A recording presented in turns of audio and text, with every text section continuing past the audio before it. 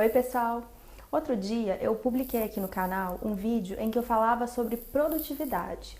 E aí naquele vídeo eu falava sobre o que na minha opinião é e o que na minha opinião não é produtividade.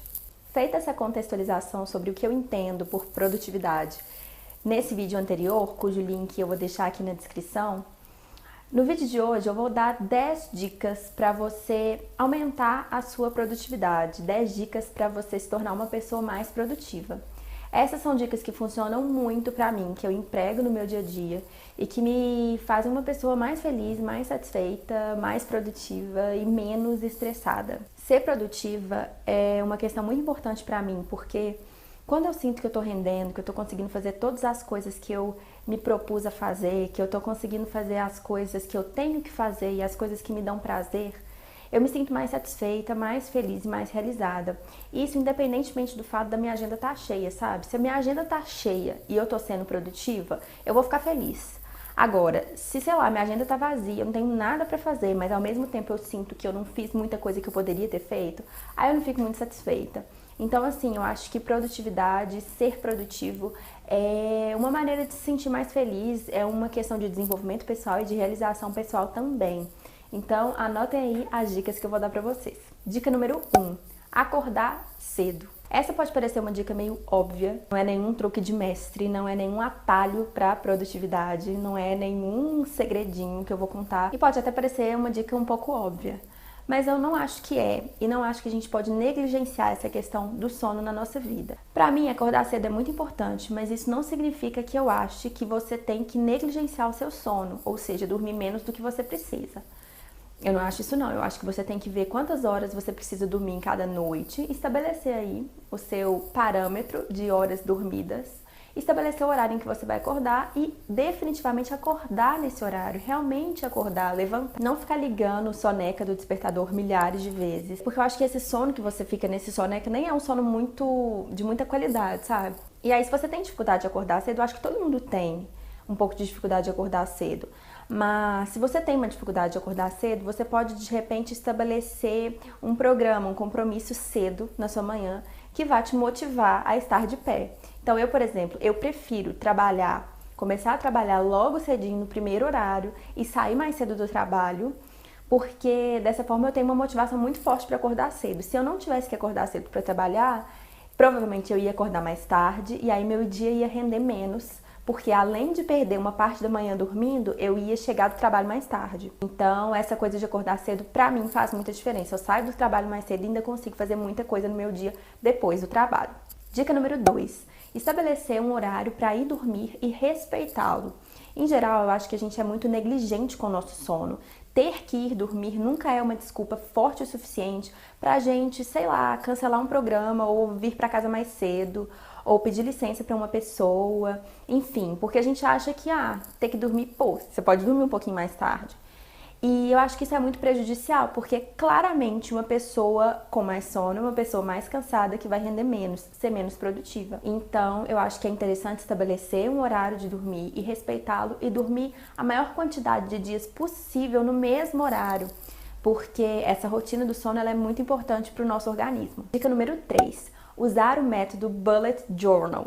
Não sei se vocês já ouviram falar desse método, eu já fiz um post sobre ele lá no meu blog, belezatemaver.com.br, e ele consiste basicamente numa técnica que foi desenvolvida por um designer norte-americano, que foi uma técnica que ele usou para reunir todas as listas que ele tinha, todas as listas de afazeres diários, filmes que ele queria assistir, livros que queria ler, enfim. Ele desenvolveu esse método que é uma conjugação de todas essas listas com uma agenda ou com um calendário. Esse método, como ele foi desenvolvido por um designer, ele é um método que envolve todo um layout, uma coisa de caligrafia, desenhos e tal. E geralmente as pessoas que usam um bullet journal compram um caderninho em branco ou um caderninho quadriculado e elas mesmas constroem o calendário com letras fofas, com desenhos, constroem então a agenda escrevendo cada dia do mês. E elas constroem essa agenda conforme as necessidades dela. Então, por exemplo, tem gente que não tem costume de anotar os compromissos aos sábados e domingos. Então ela faz uma agenda só com os dias da semana. E é uma agenda totalmente personalizada, uma coisa que pode ficar a cara do dono. O que é muito legal. Eu tenho que confessar que eu não tenho muita paciência para ficar construindo uma agenda, escrever cada dia da semana, segunda, terça e quarta, isso 365 dias no ano.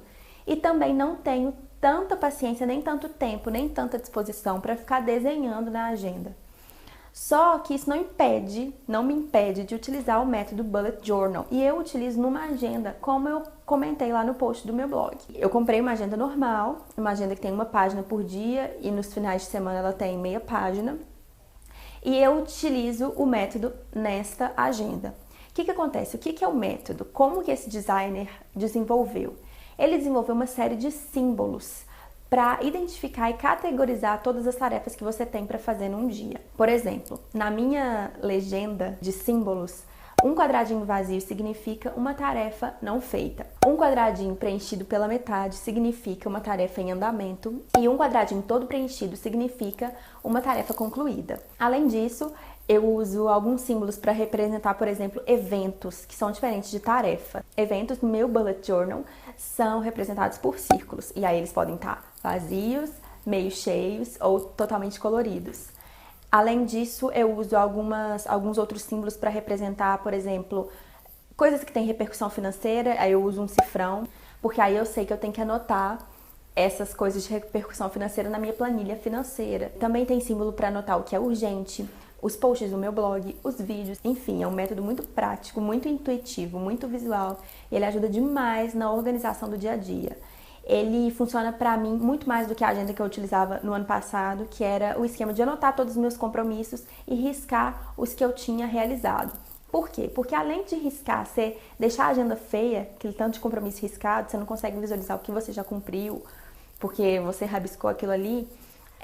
Esse método ele te dá mais prazer de preencher, marcar os quadradinhos, então é um método que tem sido muito eficiente para mim e ele tem aquela facilidade de fazer com que você não tenha que dispor as tarefas no seu dia na ordem que elas vão acontecer. À medida que você vai lembrando, você anota ali e não tem problema estar fora de ordem. E aí você olha um quadradinho vazio, você fala, deixa eu olhar o que é isso aqui. Se você tiver um tempinho, você preenche aquilo ali na hora. Então é um método muito bom, muito prático e se vocês quiserem mais detalhes, é só acessar o post no meu blog que eu explico direitinho como que funciona essa técnica que realmente revolucionou a minha vida. Dica número 4, manter listas no celular. Eu sou a louca das listas, já comentei isso em algum vídeo anterior e no blog também. Eu gosto de fazer lista para tudo, para as minhas metas do ano, as metas da semana, as metas do mês, os livros que eu tô lendo, os filmes que eu quero assistir, que eu tô assistindo, que eu já assisti, enfim. E eu sei que eu prefiro o papel para fazer essas listas em geral, e eu sei que o cérebro humano, ele gosta mais de papel. Mas eu acho que é muito útil você ter uma possibilidade de ter lista sempre à mão no celular. E aí eu tô utilizando ultimamente o Google Keep, que é um aplicativo do Google que você pode acessar tanto no seu celular como no seu computador e é vinculado ao seu e-mail. E é um aplicativo super bonitinho para você fazer listas. Você pode escolher a cor de cada lista, separar as listas diferentes por cores diferentes. Você coloca título nelas e aí você coloca todos os itens daquela lista. Eu acho que é legal manter listas no celular para coisas que você precisa ter sempre à mão. E uma coisa que me ajuda muito, eu já até comentei num vídeo anterior, é fazer a lista de supermercado no celular, porque isso poupa muito tempo, os itens já estão ali, basta eu marcar ou desmarcar conforme eu tenho que comprá-los ou não. E quando eu vou ao supermercado, eu tô com meu celular na mão, eu vejo ali aquela lista, os itens que estão pendentes de compra, e à medida que eu vou colocando no carrinho, eu marco, assinalo o quadradinho, e aí eles ficam riscadinhos e vão para uma parte inferior do aplicativo. Se na semana que vem eu tiver que comprar algum item, é só eu desmarcar a caixinha que ele já volta para a lista de compras pendentes. Então assim, é muito prático. Inclusive eu organizo os itens conforme a ordem em que eles aparecem no supermercado, porque eu sempre faço compras no mesmo. Então eu já sei a ordem dos produtos e fica super prático na hora de fazer compra. Dica número 5. Utilizar o Google Drive. Gente, atualmente o Google Drive tem sido o meu melhor amigo. Para quem não sabe, o Google Drive é um sistema de armazenamento virtual de arquivos, ou seja, um disco rígido virtual. É uma forma de você armazenar seus arquivos na nuvem e ele oferece gratuitamente para cada conta de e-mail do Google 15 GB de armazenamento, o que é ótimo. Eu estabeleci no Google Drive uma série de pastinhas para cada assunto que eu armazeno lá.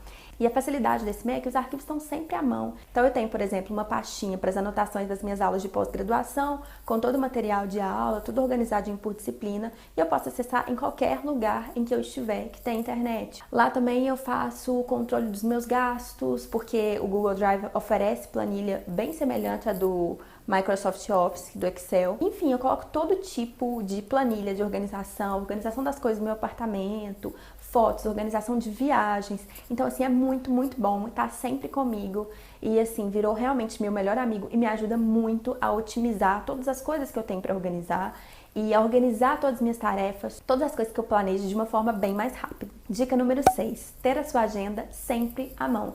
Dessa forma, toda vez que você se lembrar de uma tarefa pendente ou que você for convidado para algum evento e tiver que anotar na agenda, você consegue organizar e se planejar com muito mais facilidade.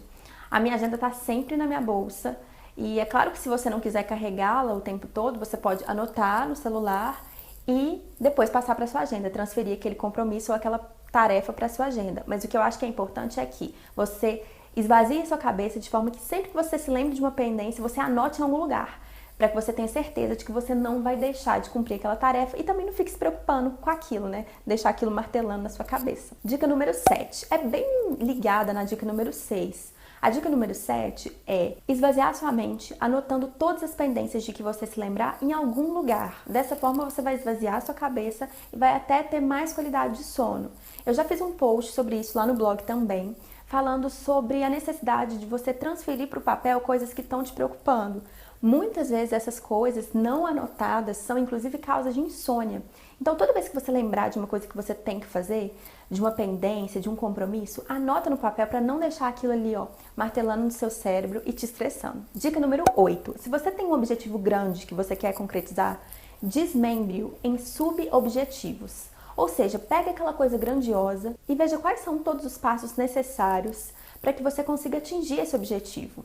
E aí, quando você desmembrou isso em subobjetivos, submetas, passos que você tem que cumprir necessariamente para alcançar essa meta maior, você consegue distribuir isso numa agenda de forma mensal, semestral, anual, e você consegue tornar esse objetivo grande numa coisa mais palpável e mais concreta. E aí você não fica adiando ele para um futuro indeterminado, porque você consegue claramente ver quais são os passos que você tem que seguir para chegar nesse objetivo. Dica número 9, organizar a sua vida digital, o que inclui ter um celular organizado, um computador organizado e um e-mail organizado.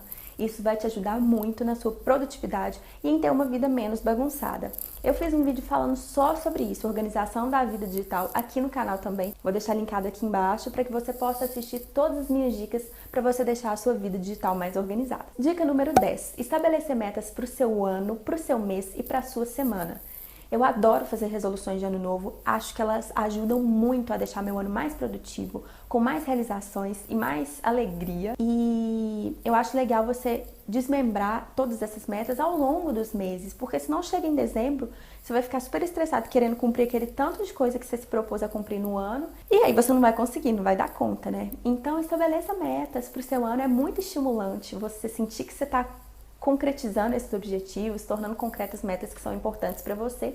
E aí você divide, faz a do ano, depois você divide ela ao longo dos meses e nos meses ao longo das semanas, para que você consiga, assim, aos poucos, passo a passo, alcançar objetivos maiores e conseguir cumprir todas as resoluções que você tem para esse ano. Essa é uma forma muito eficiente de colocar grandes metas em prática. Bom, pessoal, é isso. Essas são as minhas dicas que têm me feito muito feliz, tem me feito me sentir muito produtiva e muito realizada. Espero que vocês tenham gostado do vídeo e se vocês gostam desse tipo de conteúdo, por favor, não deixem de se inscrever aqui no canal e de acessar o meu blog também. Um beijo e até o próximo vídeo.